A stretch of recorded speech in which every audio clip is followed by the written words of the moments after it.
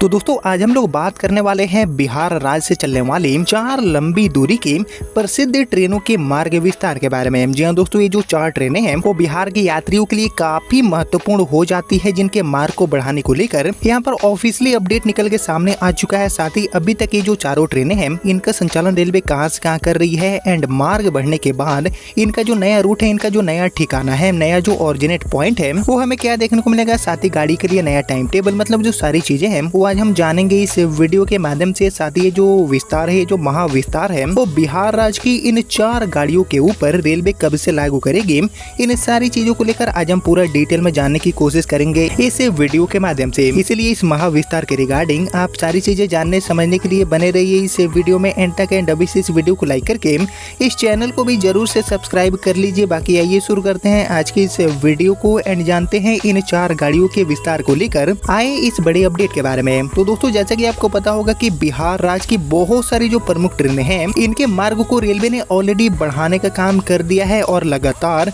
ये सिलसिला यहाँ पर जारी रखते हुए और सारी जो कई प्रमुख ट्रेनें हैं इनके मार्ग को रेलवे यहाँ पर बढ़ाने जा रही है। खासकर यहाँ पर बात करेंगे बिहार की इन 4 प्रमुख ट्रेनों की। तो एक्चुअली ये जो 4 ट्रेनें हैं इनके माध्यम से बिहार वासियों की जो लंबी यात्राएं हैं वो काफी हद तक आसान हो जाती है। यानी कि इस महाविस्तार होने के बाद काफी बड़ी संख्या में जो बिहार की यात्री हैं उनके ऊपर सीधा असर इस एक्सटेंशन का देखने को मिलेगा। और इसके अलावा आपने देखा ही होगा कि साल 2025 में बिहार की कई सारी जो प्रमुख ट्रेनें हैं, जैसे कि हमारी वैशाली एक्सप्रेस जैसी जो ट्रेनें हैं, इनके मार्ग को भी रेलवे ने बढ़ा दिया था। और इसके बाद वैशाली की तरह ही हमारी ये जो 4 प्रमुख ट्रेनें हैं इनके मार्ग को बढ़ाने को लेकर ये जो बड़ा अपडेट है वो यहाँ पर निकल के सामने आ चुका है, जिसको लेकर आइए हम सबसे पहले जानते हैं कि किन 4 ट्रेनों का जो मार्ग है वो रेलवे बढ़ाने वाली है। देन इनके लिए नया ठिकाना, नया टाइम टेबल एंड ये विस्तार कब से लागू होगा, ये सारी चीजें हम जानेंगे वीडियो में आगे। लेकिन यहाँ पर बात करेंगे सबसे पहले इन 4 ट्रेनों की। तो एक्चुअली इन 4 ट्रेनों में हमारी जो सबसे पहली गाड़ी है जिसका मार्ग विस्तार होने वाला है रेलवे की तरफ से,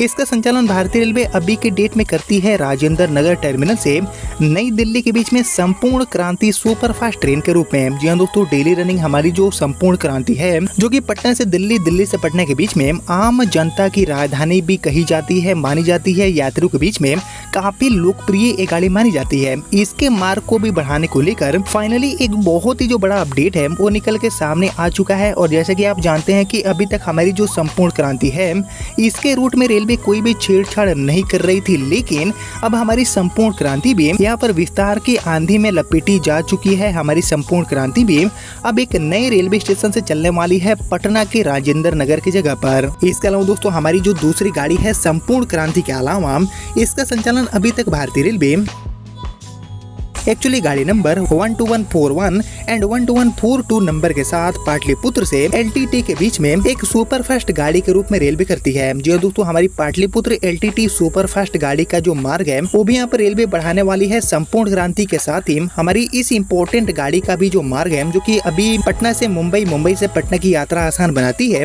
इसके मार्ग को भी बढ़ाने को लेकर जो बड़ा अपडेट है वो यहाँ पर निकल के सामने आए हैं। इसके अलावा हमारी जो तीसरी गाड़ी है इस सूची में मार्ग विस्तार होने को लेकर इसका संचालन अभी तक भारतीय रेलवे 12741 एंड 12742 के साथ पटना से वास्को डिगामा के बीच में करती है। पटना वास्को डिगामा सुपरफास्ट गाड़ी के रूप में ये गाड़ी अपनी सेवा अभी तक दे रही है एंड इसके भी मार्ग को बढ़ाने को लेकर जो बड़ा अपडेट है वो कहीं न कहीं निकल के सामने आ चुका है, जो कि अब हम देखेंगे वीडियो में। और इसके अलावा हमारी आखिरी एंड जो चौथी गाड़ी है जिसका मार्ग रेलवे बढ़ाने वाली है संपूर्ण क्रांति के साथ ही इसका संचालन अभी तक भारतीय रेलवे सुपौल से पुणे के लिए कर रही है। जी हाँ दोस्तों, गाड़ी नंबर 11402 के साथ सुपौल पुणे एंड पुणे से सुपौल के बीच में चलने वाली जो एक्सप्रेस ट्रेन है इसके मार्ग को भी रेलवे यहाँ पर बढ़ाने वाली है। यानी कि कुल मिलाकर हमारी संपूर्ण क्रांति सुपरफास्ट, इसके अलावा Pataliputra LTT superfast, Patna Vasco da Gama superfast and Supaul से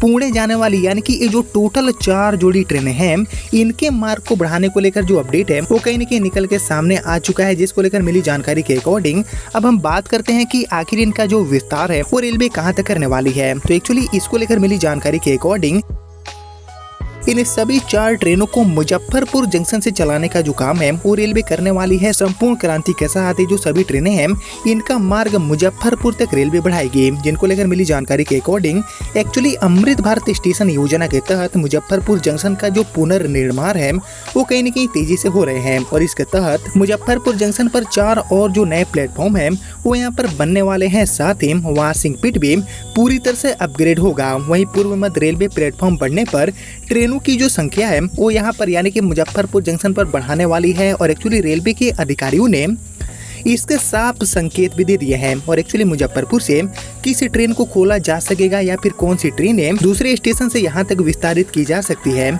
इसकी योजना तेजी से तैयार हो रही है और कहीं न कहीं इसकी जानकारी भी मिलने लगी है। और इसी कड़ी में पटना से नई दिल्ली को रोजाना जोड़ने वाली ट्रेन नंबर 12393 एंड 12394 यानी कि हमारी जो संपूर्ण क्रांति सुपर फास्ट गाड़ी है, इसके अलावा गाड़ी नंबर 12141 एंड 12142 यानी कि पाटलिपुत्र से LTT वाली सुपर फास्ट, इसके अलावा गाड़ी number 12741 and 12742 means Patna Vasco D gamma super fast और इसके अलावा हमारी आखिरी ट्रेन यानी कि गाड़ी नंबर 11402 यानी कि सुपौल पुणे एक्सप्रेस के मुजफ्फरपुर से परिचालन को लेकर जो यहाँ पर फिजिबिलिटी रिपोर्ट है उसको भी यहाँ पर मांग लिया गया है। बहुत ही बड़ा जो अपडेट है वो निकल के सामने आ चुका है। फिजिबिलिटी रिपोर्ट भी इन सभी गाड़ियों को लेकर मांगा गया है। वहीं फिजिबिलिटी रिपोर्ट को लेकर स्थानीय स्तर पर जो जांच है वो भी शुरू हो चुका है और जल्दी ही रिपोर्ट जोन को सौंपे जाने की जो बात है वो भी यहाँ पर कही जा रही है बिल्कुल साफ तरीके से। और एक्चुअली पूर्व मध्य रेलवे के ऑपरेटिंग विभाग ने पटना, पाटलिपुत्र एंड सुपौल की ये जो सभी प्रमुख ट्रेनें हैं इनके मार्ग विस्तार की योजना तैयार की है। वहीं उत्तर बिहार के रेल यात्रियों को ट्रेनों के मुजफ्फरपुर तक विस्तारीकरण से बड़ा फायदा देखने को मिलेगा। वहीं पटना जंक्शन पर इन विस्तारों से दबाव कम होगा। वहीं अभी की बात करें तो मुजफ्फरपुर से मुंबई एंड बांद्रा के लिए एक ट्रेन अवेलेबल है। वहीं गोवा के लिए कोई भी ट्रेन नहीं चलती है और इनके विस्तार से मुंबई के लिए ट्रेनों की संख्या बढ़ेगी एंड गोवा के लिए पहली बार एक जो सीधी ट्रेन है वो नॉर्थ बिहार यानी कि मुजफ्फरपुर से मिल पाएगी। वहीं मुजफ्फरपुर में 2 जो वाशिंग पिट है वो भी यहाँ पर अवेलेबल है जैसे कि आपको पता होगा और इनमें से एक फुल लेंथ एंड दूसरा छोटा लेंथ वाला वाशिंग पिट के रूप में अपने सर्विसेज को प्रोवाइड करता है। और अगर भविष्य में ट्रेनों की संख्या बढ़ती है तो रेलवे को पहले वाशिंग पिट की जो लंबाई है उसको कहीं न कहीं बढ़ाना अनिवार्य हो जाएगा ताकि दोनों वाशिंग पिट पर एक साथ 24 कोच वाली जो ट्रेनें हैं इनका मेंटेनेंस प्रॉपर तरीके से हो पाए। वहीं आपको पता होगा कि एक गाड़ी के प्राइमरी मेंटेनेंस में करीबन 7 घंटे से भी ज्यादा का समय लगते हैं। यानी कि कुल मिलाकर ये जो 4 ट्रेनें हैं यानी कि हमारी संपूर्ण क्रांति सुपर फास्ट, इसके अलावा दोस्तों Pataliputra LTT super fast, Patna Vasco D gamma super fast and Supaul से पुणे जाने वाली जो ट्रेन है